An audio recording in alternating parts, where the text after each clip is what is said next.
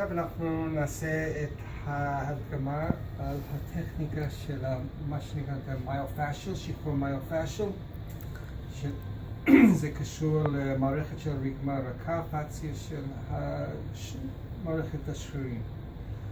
אז הטכניקה שאנחנו נעשה, שזה סוג של התרה, unwinding. מה שאנחנו רוצים לעשות, אז אנחנו רוצים להיכנס לתוך כל העטיפות, כל הפאשיה של השרירים, להרגיש איפה יש איזושהי מתיחה או איזושהי אולי הידבקויות ואפשר לשחרר.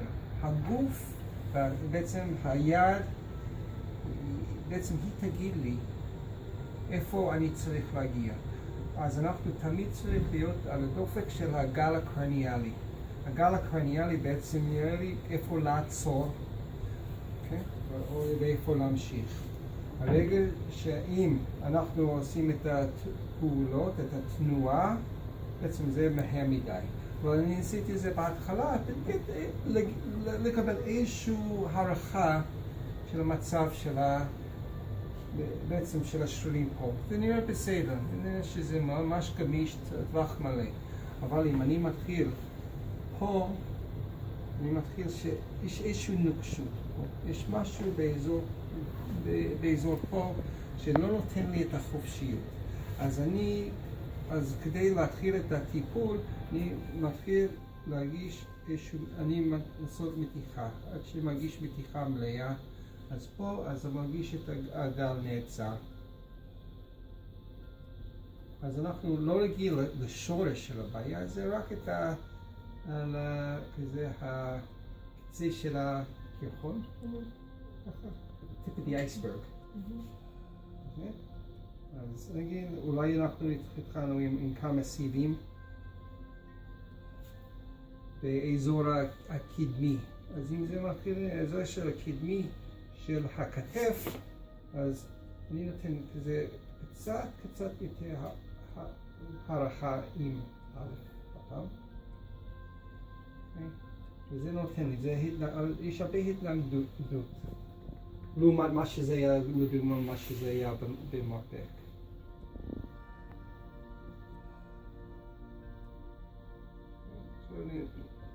עכשיו אני רוצה להיות עם הגל, עם הרקמה רכה, שזה איפה יש את הגמישות ואיפה לא נותן לי את הגמישות. אז אני באמת מרגיש את זה באזור, אם אני עושה, אני מרגיש משהו פה מתוח.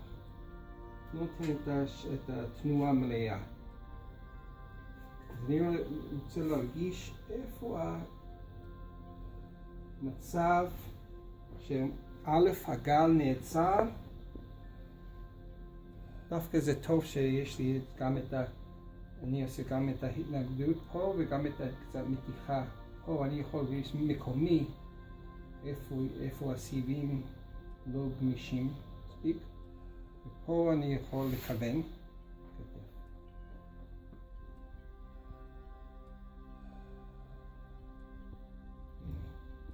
מתחיל מרגישה קצת חום בשביל הכתף.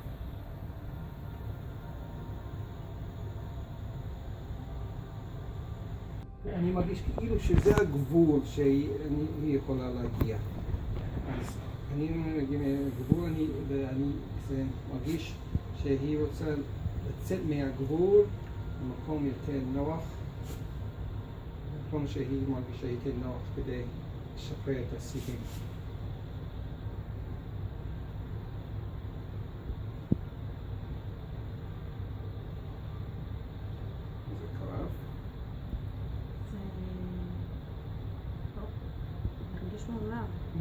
יופי, מוזר זה טוב.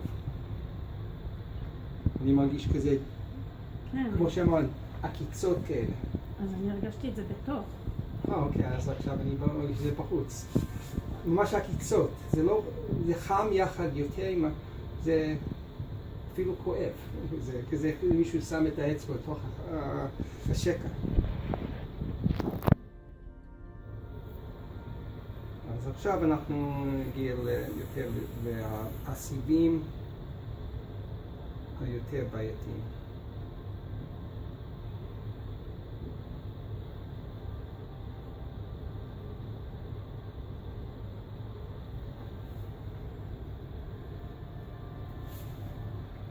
חבל שלא בדקתי את טווח קינוע קודם וכבר נבדוק את זה אחר כך.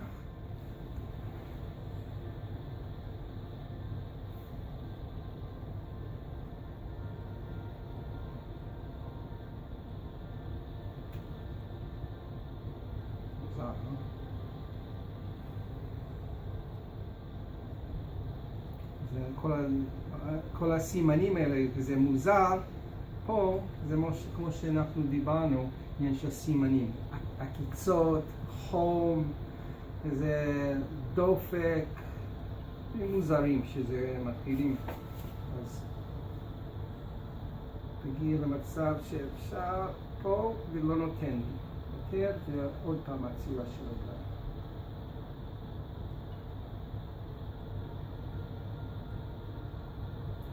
זה אומר שהסיבים האלה לא עשו את התנועה הזאת הרבה זמן, אז הם לא גמישים? כן, זה יכול להיות כן, יכול להיות שדבקויות, יכול להיות ש... אבל זה גם בגלל חוסר תנועה, כן. כי זה משהו שאני, עכשיו כשאתה עושה את זה, אז אני מרגישה כאילו, אחרי שנגיד מורידים גבס, אז ככה אני מרגישה עם הכתף שלי עכשיו, כאילו היא הייתה הרבה זמן מקובעת, ועכשיו אתה לאט לאט מתחיל להזיז את מה שהיה ככה כל הזמן.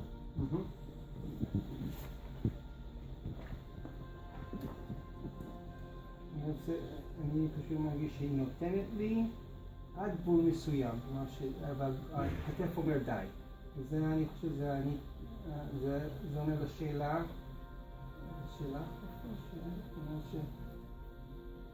אפשר לגרום נזק שעושים את זה? הגוף, אם מקשיבים לגוף, אומר הגוף יודע עד הגבול. אנחנו לא... השאלה איך מקשיבים? לומדים. זה תרגול.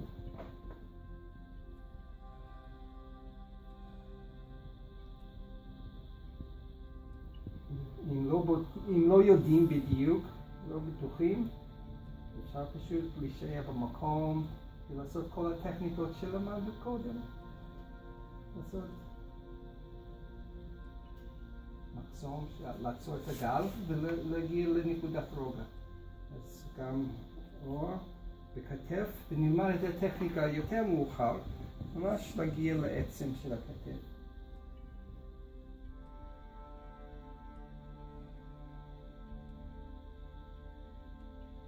אז אני חושב שזה טוב, שזה פשוט נותן עוד שחרור. אנחנו רוצים להתרכז בעניין של השרירים, אבל יש איזושהי התערבות בתוך המפרק עצמו, אז יש גם וגם, אז בגלל זה אז אפשר לעשות את הטכניקה של השחרור של השרירים, באותו זמן לעשות משהו עם המפרק.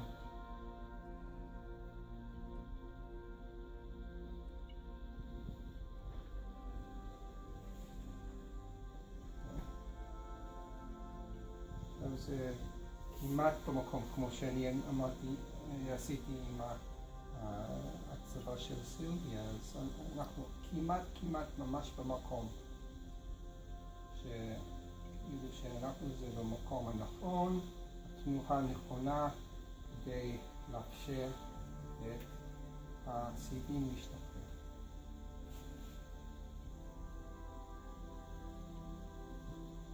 זה כמו שאמרתי, זה העצירה של הגל.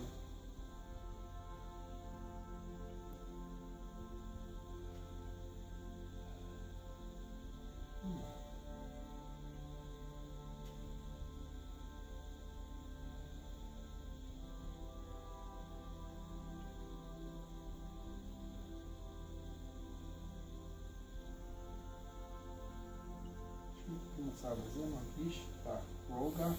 להמתין עד שהגוף מוכן להשתחרר מעצמו.